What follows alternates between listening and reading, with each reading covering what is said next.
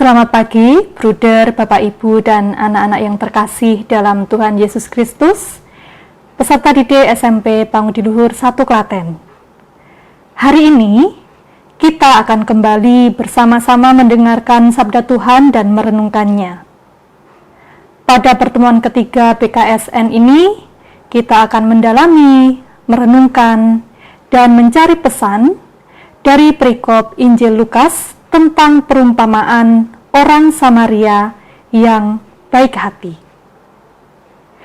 Melalui perumpamaan ini, kita diajak untuk melihat sosok Yesus sebagai sahabat bagi setiap orang yang menderita.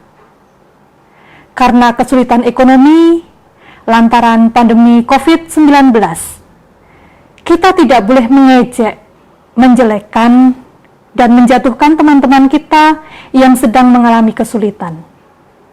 Sebaliknya, kita diajak untuk meneladani Yesus yang peduli dan memperhatikan orang-orang yang mengalami kesusahan dengan penuh kasih sayang.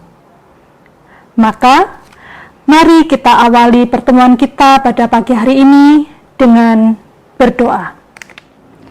Dalam nama Bapa dan Putra dan Roh Kudus.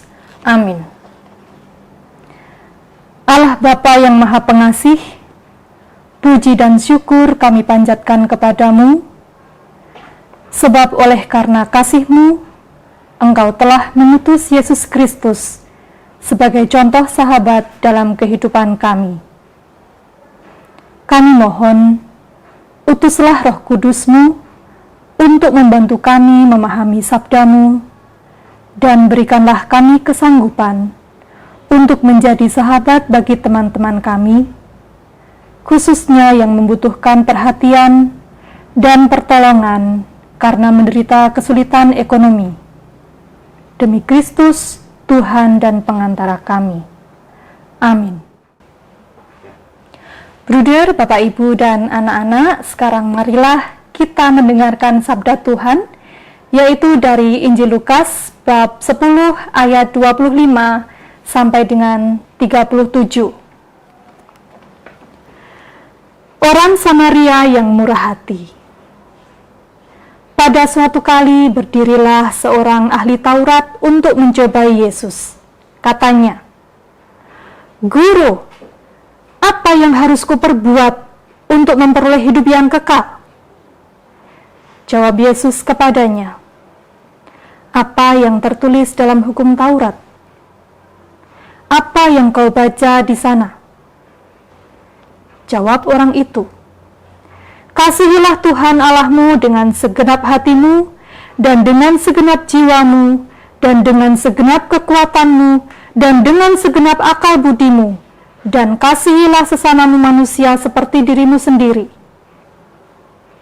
Kata Yesus kepadanya, "Jawabmu itu benar. Perbuatlah demikian, maka engkau akan hidup." Tetapi untuk membenarkan dirinya, orang itu berkata kepada Yesus, "Dan siapakah sesamaku manusia?" Jawab Yesus, "Adalah seorang yang turun dari Yerusalem ke Yeriko.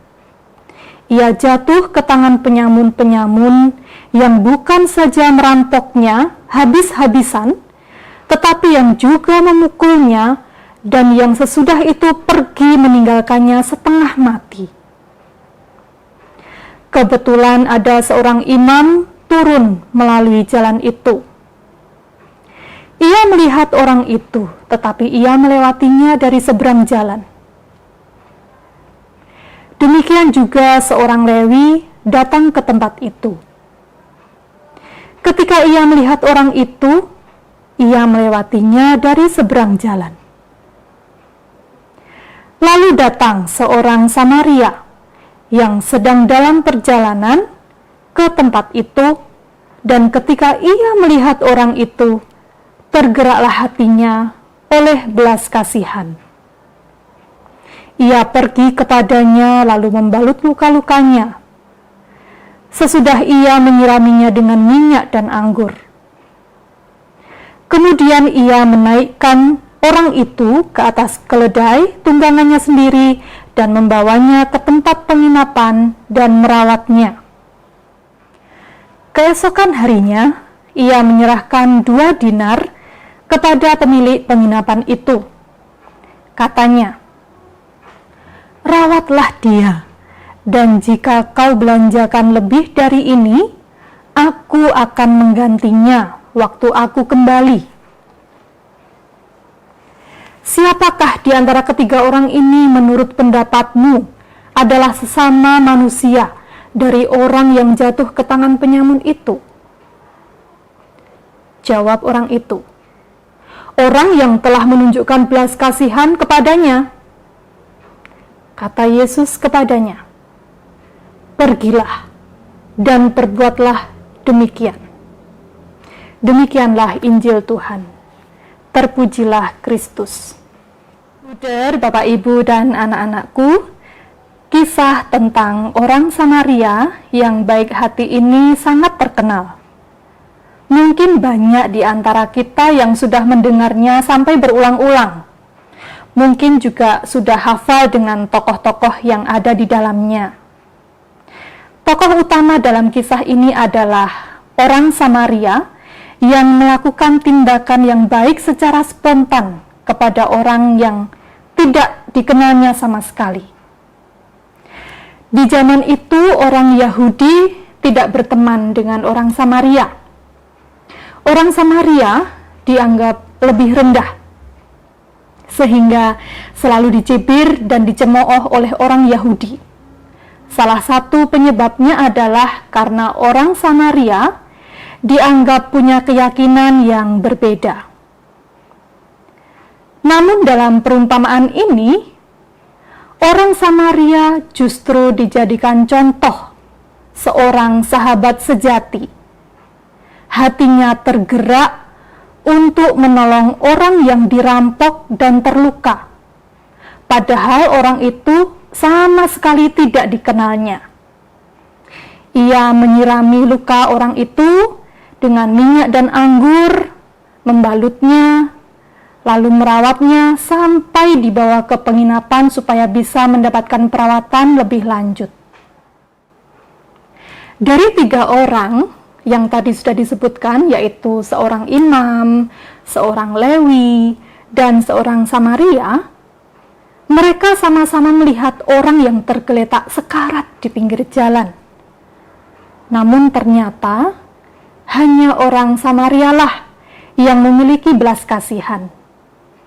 Belas kasihan membuatnya mengutamakan keselamatan dan kesembuhan si korban, sehingga untuk sementara ia mengesampingkan urusannya sendiri. Kasih perlu dibuktikan dengan tindakan atau perbuatan. Nah, dalam kisah tadi, Yesus kembali mengingatkan kepada kita bagaimana kita menjadi manusia yang peduli kepada sesama. Perumpamaan tentang orang Samaria yang baik hati adalah sebuah kisah yang seolah menjadi panduan utama bagaimana kita seharusnya bersikap terhadap mereka yang tengah sengsara. Perumpamaan ini menggambarkan sebuah cinta kasih yang nyata, bahkan cinta kasih kepada orang yang membenci kita sekalipun. Cerita orang Samaria yang murah hati harus dimaknai secara terus-menerus oleh umat Kristiani, sebab itu adalah salah satu dasar utama ajaran Tuhan kita Yesus Kristus, yaitu cinta kasih. Semakin kita dekat dengan sumber kasih sejati, yaitu Yesus Kristus, semakin besar kasih yang ada di dalam diri kita. Semakin kita bersahabat erat dengan Yesus, semakin kita mengenal sifat dan kebiasaan Yesus sebagai sang sumber cinta kasih. Pertanyaan reflektif untuk kita. Apakah kita sudah meneladani orang Samaria itu? Dan apakah kita juga pernah menemukan orang Samaria yang baik hati ketika kita sedang membutuhkan pertolongan? Nah, anak-anakku, tugas dalam 1 minggu ke depan untuk kalian, anak-anak silahkan membuka diri dan menyediakan diri untuk menolong atau membantu sesama kalian, terlebih mereka yang terdampak karena pandemi COVID-19. Menolong bukan berarti harus menunggu seseorang sampai menderita terlebih dahulu, baru kita tolong. Tidak. Tetapi dengan melakukan perbuatan baik, membantu orang-orang di sekitar kita, itu sudah menunjukkan bahwa kita menolong sesama kita. Kalian bisa membantu ibu kalian mencuci piring, menyapu lantai, mengerjakan pekerjaan rumah yang lain, menjaga adik, dan lain sebagainya. Atau kalian juga bisa membantu teman kalian yang kesulitan dalam memahami pelajaran, dan masih banyak lagi yang bisa kalian lakukan untuk membantu sesama kalian. Nah, silahkan perbuatan baik kalian ini didokumentasikan dalam bentuk foto dan silahkan dikirim di Teams channel BKSN 2021. Bruder, Bapak, Ibu, dan anak-anakku yang terkasih, demikianlah renungan BKSN untuk pertemuan ketiga ini. Marilah kita tutup dengan berdoa. Allah Bapa yang Maha Pengasih, kami bersyukur atas sabda-Mu yang telah kami dengarkan dalam pertemuan ini. Kami mohon bantulah kami dengan Roh Kudus-Mu agar kami dapat mengasihi sesama sebagai wujud kasih kami kepadamu dan menjadi sahabat bagi teman-teman kami yang menderita karena beban dan kesulitan ekonomi akibat pandemi COVID-19. Demi Kristus Tuhan dan pengantara kami. Amin. Dalam nama Bapa dan Putra dan Roh Kudus. Amin.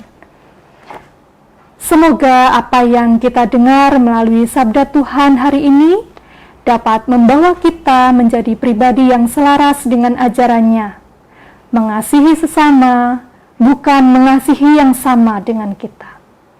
Selamat pagi dan sampai jumpa pada pertemuan BKSN yang akan datang. Berkah dalam.